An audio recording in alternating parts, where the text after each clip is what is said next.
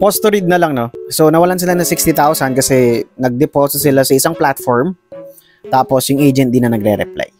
So, yung broker, kung saan sila nag-deposit, is ito, X-Critical. X-Critical. Critical talaga. Parang nakadeso pa ata yan. If you visit their website, typical, no? Tapos mayroon bang mga picture na nakinuha lang sa Google, ganun yung itsura ng website. Now, magandang, pag may broker kayong inalok sa inyo, search nyo yung FX Wiki. Ngayon, pag nakita nyo sa FX Wiki, itong X-Critical, no, makita nyo, no license, hindi pa regulated. Sobrang baba ng score. Out of 10, 1.47. No?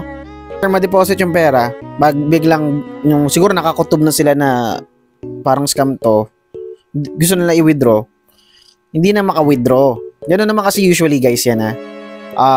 Nasipag yan, i-assist kayo pag ilalagay nyo yung pera. Kasi magkakapera sila. Okay? So, tapos pag nalagay nyo yung pera nyo, bigla na lang mawawala yan. Parang lalaking magaling yan, manguto. Tapos pag nakuha na yung gusto, bigla na lang mawawala. Ganon. Alam nyo yung mga ganon, nakuha na yung gusto, mawawala na lang siya bigla.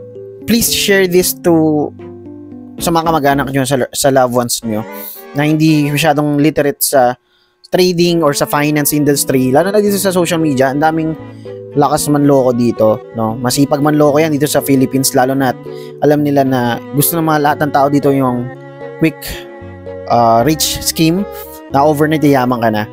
And doon tayo nadadali ng mga scammer. So please share nyo tong ano na to. Baka may mga kamag-anak na nag-deposit dyan sa X-Critical na yan. Talagang critical eh. Kaya iiwasan nyo yun pag may nag-PPM sa inyo na gusto mo ba doubling ko yung pera mo? Gusto mo ba bukas mayaman ka na, or yung 5K mo, mayroon kang weekly 10K, mga ganun-ganun. Ingat kayo doon at iwasan nyo. Lalo na kung di nyo naman kilala personally yung tao na yun. So kaya nga ako sa Discord community ko, pag may gusto kong sabihin sa nila, PN nyo ako, hindi ko kayo PPM.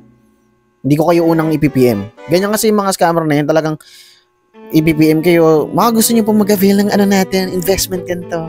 Ganyan. Shit.